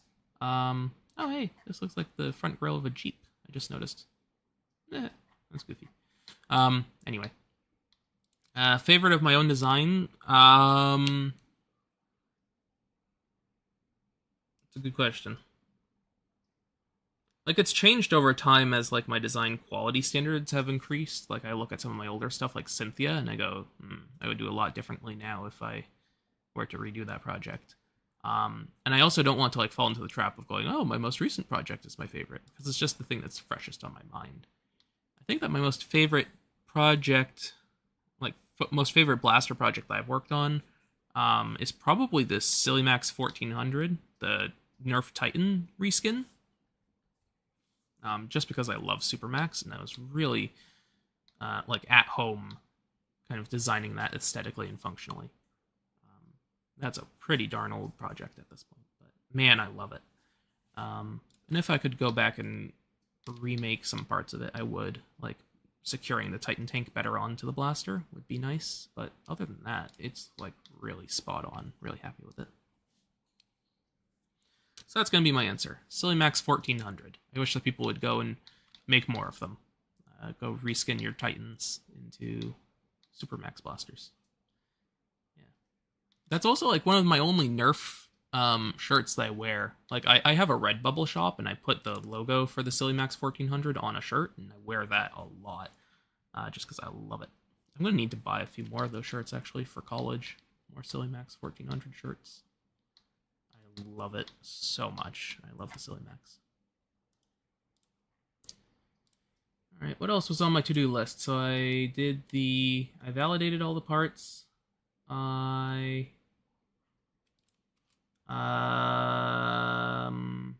need to change this shape here. I don't want to do the new priming grip that's grippier yet, and I don't want to do the new muzzle.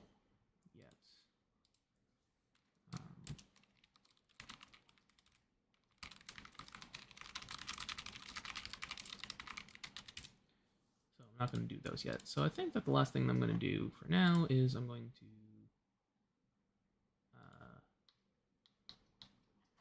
change the shape of this port here.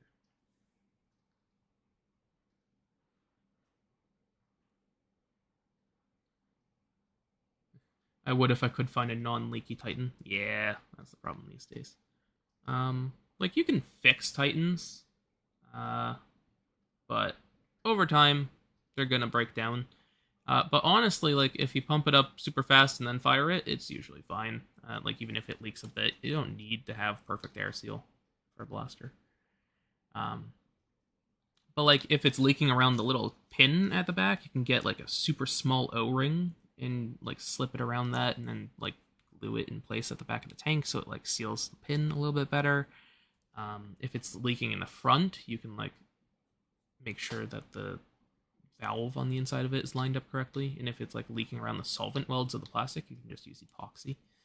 Like, all that sort of stuff makes it work, makes the Titan work.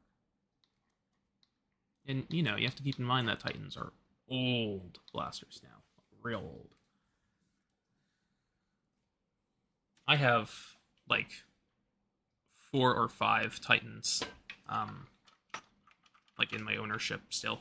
A few of them still are, like, completely together, like, with the actual shell of the blaster, but I also have just a bunch of Titan tanks lying around being used for projects. I love the Titan. I love air tank blasters in general, actually. Right, so I need to see the shape of this port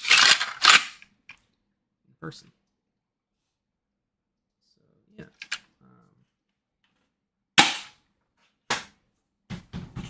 Just going to make that a little bit larger. That should look good. Be easier to see the shells in person. Yep. So this is a 1mm fillet. So I'm just going to get all of that open. This is also 1mm fillet right in there. Beautiful. That's 2.5, 2.5, 2.5, and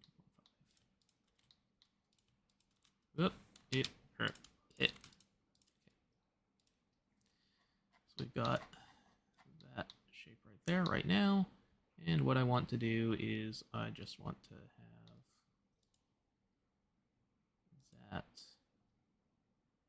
shape continue down a little bit differently. So if that is 90 degrees, maybe this should be like 140, maybe? I don't know. And then this would need to be the same as that up there. So where's the parallel line? There it is. Yeah, it cuts it a little bit too close to that screw hole there. I think that's why I originally have this as like a weird tapered shape. I think maybe I can just make this the same as that. Or the other way around, I can make that the same as this. Maybe that would work out. I'm going to try that. So up here, parallel to that line. Oh, wow, that would really extend it far up. How do I want to do this? Maybe a little bit less aggressive than that. Maybe like, I don't know. Right about there. That seems fine to me.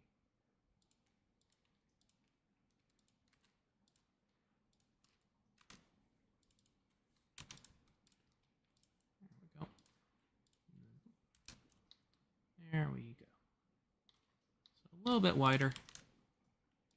Should make it a little bit easier. See the shell. Let me hold this in person and see if that would actually work well.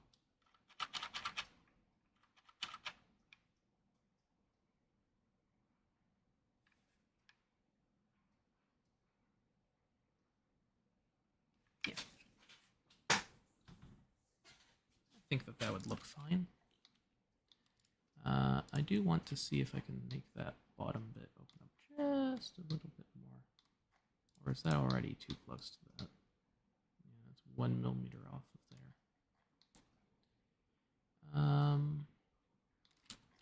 I could rotate that screw hole to be further down, because that was only up there previously because I had a different mechanism for holding together the front of the barrel.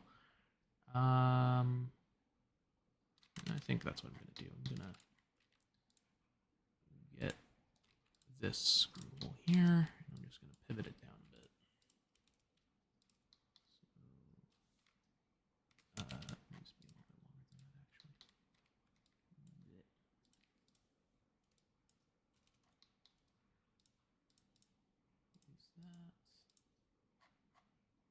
There we go. Whoop.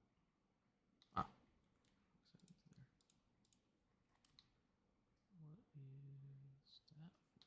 Is this not a solid thing? Oh, right, yeah, there's reinforcement crap all up in this. I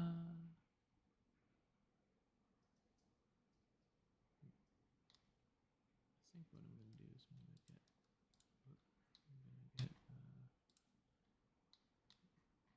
that piece there as the new body. There we go.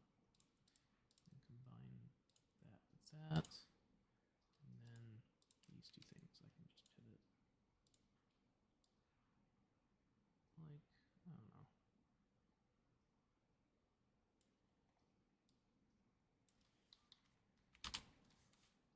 7 degrees is plenty, I think.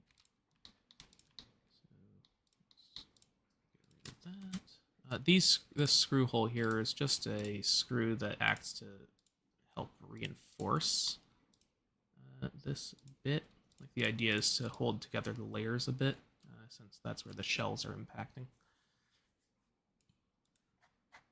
I don't know if it actually works, but that's the theory behind it.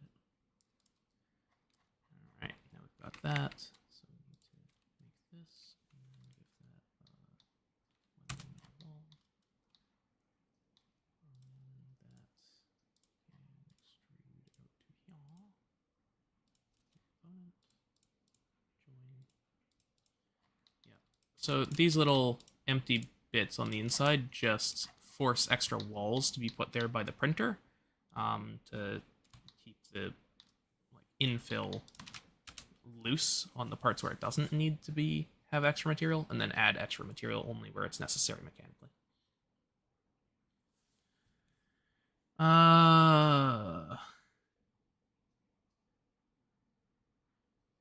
Make 2 separate priming grips, 1 grippier and 1 with a pick rail and less texture. Yeah, I'm essentially going to be doing that. I'm going to have multiple different pump grips. I mean, I essentially already have that, but I'm going to keep doing that. Open source Titan tank using modern parts. Nope, no one's done that, to my knowledge.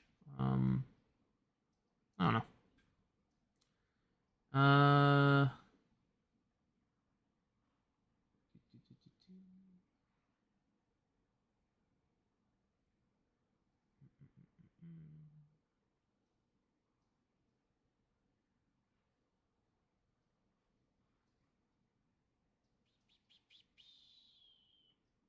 Yep.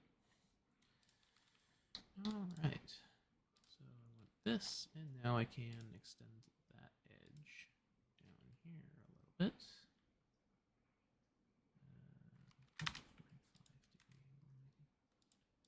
Well, actually, is that parallel to that? That and that. Those are parallel, right? No, they're not. Okay.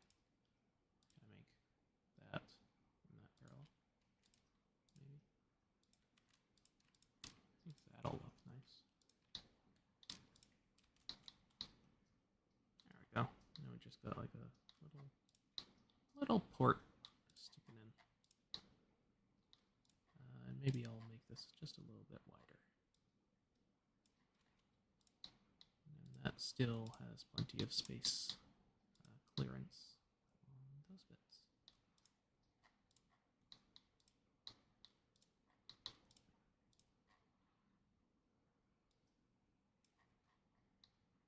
Yep.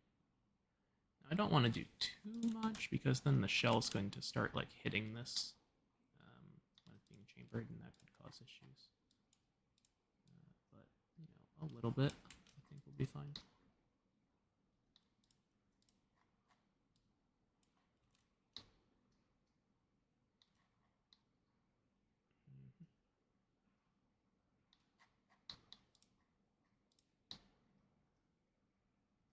you're looking down at it from up here. It's like look into the chamber. So, yeah. I forget what exactly the fillet was here. I think it was 2.5. That looks about right.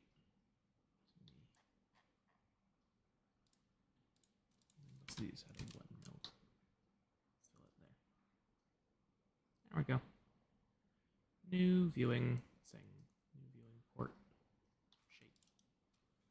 So you can more easily see if you've got a shell chambered or not. Very nice.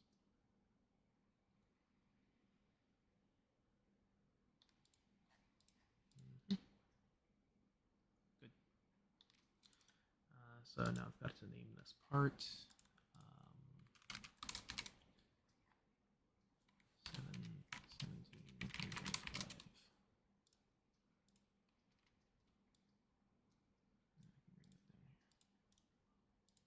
There we go. So that is that. Oh, and I should save, and I can validate that part since I've changed it, so I gotta check that.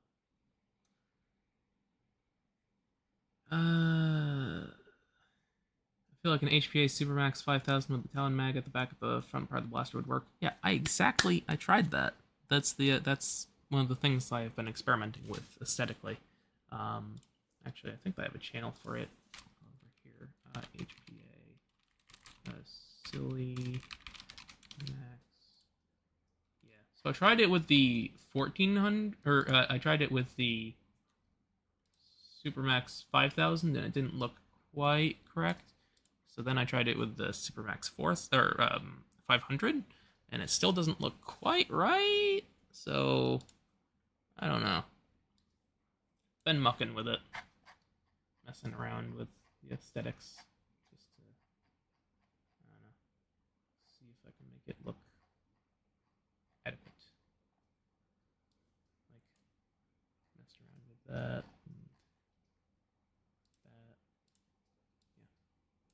I don't know. One of the things I'm working on. Or was working on. Will I be selling this breacher? Yes.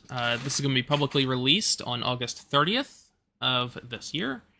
The files for this blaster are going to be free on printables, and there are going to be hardware kits that you can either self-source yourself using a list of hardware, or if you want to do it cheaper, than doing it on your own, you can buy hardware kits from various vendors. And you can also buy 3D printed parts or fully assembled blasters.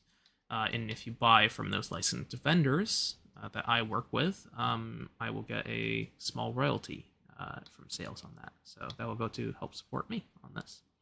But the files in the hardware list are going to be public, free, so you can go and build one of these yourself if you want to.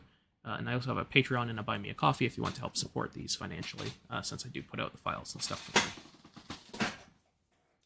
I do not have a public Discord from Battalion, sorry. It's only private.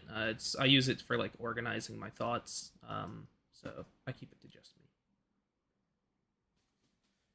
Along with the Maxim, no. Yay, I'm so excited for Breacher, and I wanted to get a Battle Axe, but I couldn't get behind the aesthetics, so instead I'm going to buy a Breacher. Good.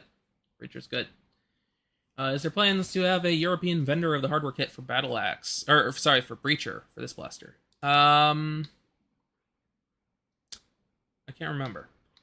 I don't think that I've messaged any of, like, the blastertime.eu or any of the other licensed vendors, regarding Breacher kits specifically. Like, they are free to do so if they wish. They just need to like message me for help converting the components over to metric.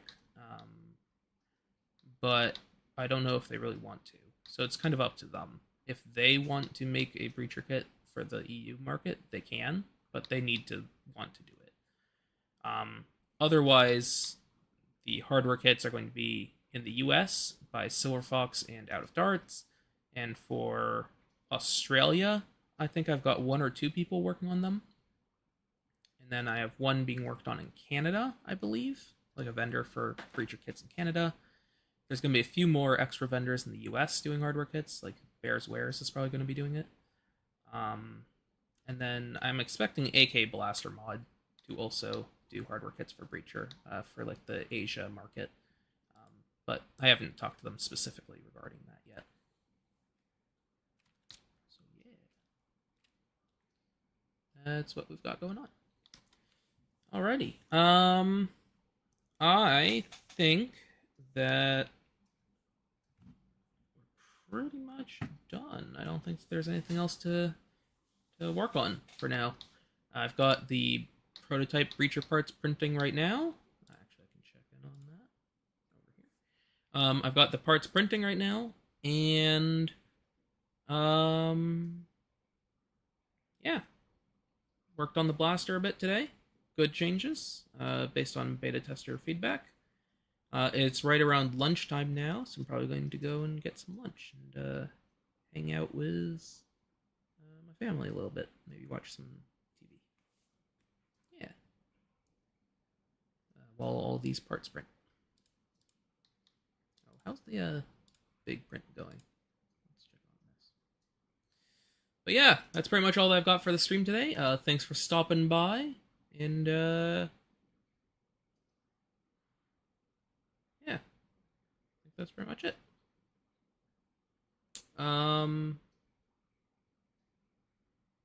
Do you ever plan on making another lever action? Yes. I'm not sure when, because I'm going to be busy with college at the end of August. Starting at the end of August, going for the entire school year, I'm going to be busy with college. But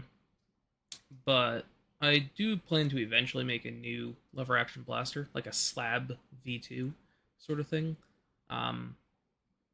I've made like a list of things I would want to improve on a new slab, and it wouldn't be compatible with the other slab components, so it'd be probably a new name of a blaster, like cinder block or paving tile, to go with slab. I don't know, something like that. But a new lever action, yes. When am I going to do it? I have no idea. Yeah. So that's it for the stream. Thanks for stopping by, and I'll see you all again some other time. I've been enjoying doing these streams, so I'm going to plan to do some more in the coming weeks as I work on the Breacher beta, and then hopefully release at the end of August. All right. Bye.